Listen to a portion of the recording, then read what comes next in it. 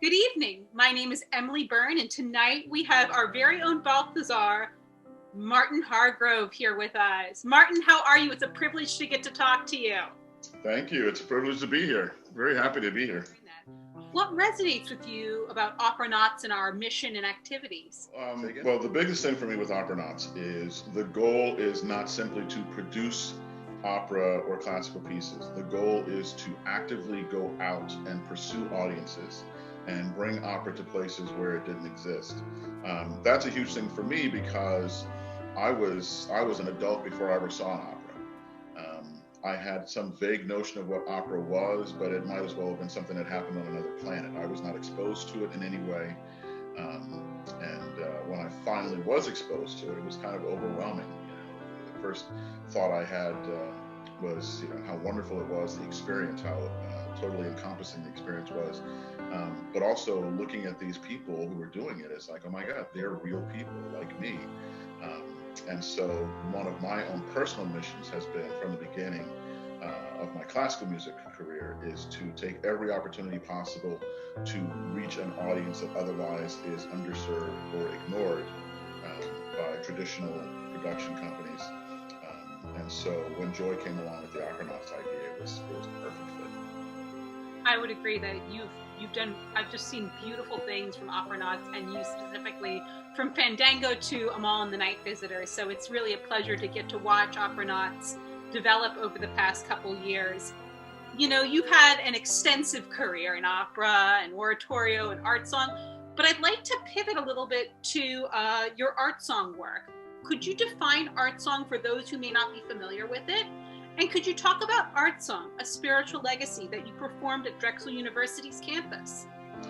A definition of art song, the most simplistic definition is that art song usually is a piece of music written for voice and instrument, typically piano, and it is usually poetry that is set to music.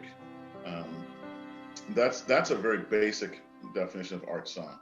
The art songs that I have enjoyed over the years have been, as an early student, singing the Schubert Lieder, which is based on folk songs, German folk songs.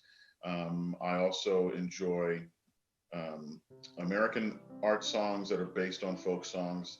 And of course, a lot of the British songs that were set by Vaughan Williams and Benjamin Britten were based on either Old English or Scottish or Irish folk songs and folk tales.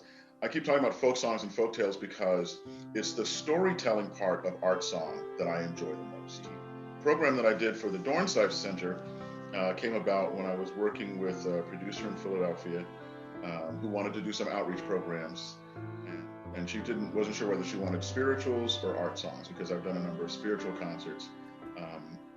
And so I decided to combine the two by presenting a program that talked about American art songs and how they were influenced and continue to be influenced by the American Negro spiritual, where I was able to show spirituals done in their simplest form and then show art song versions of those spirituals, or show common musical devices in spirituals that were then used in art songs. That's a fascinating look at American art song and themes. I just think that is such an ingenious idea, actually.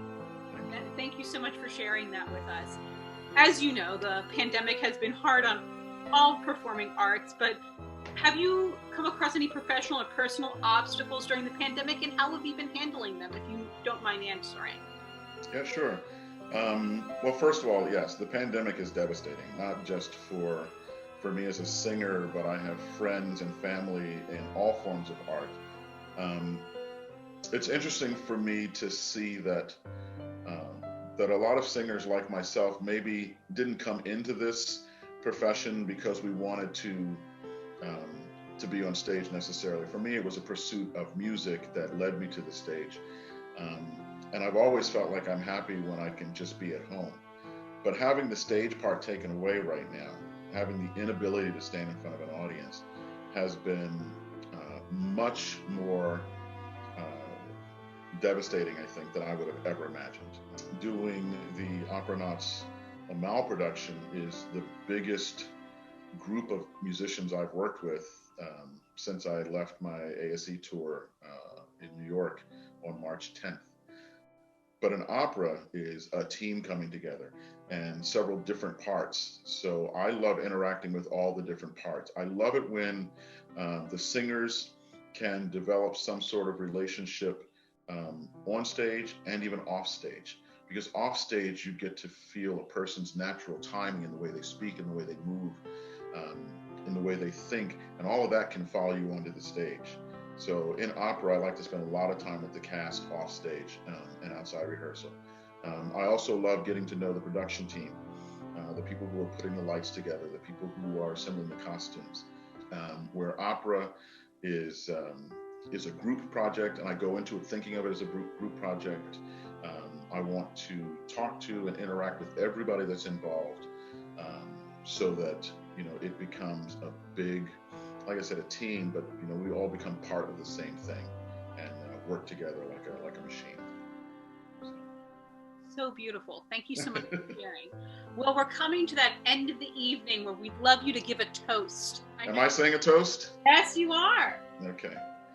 You raise your glass and have a toast to Operanauts, to opera, to its performers and to its audience, to its supporters, and to the people who make it possible, to those who have enjoyed opera, and to those who are discovering opera for the first time.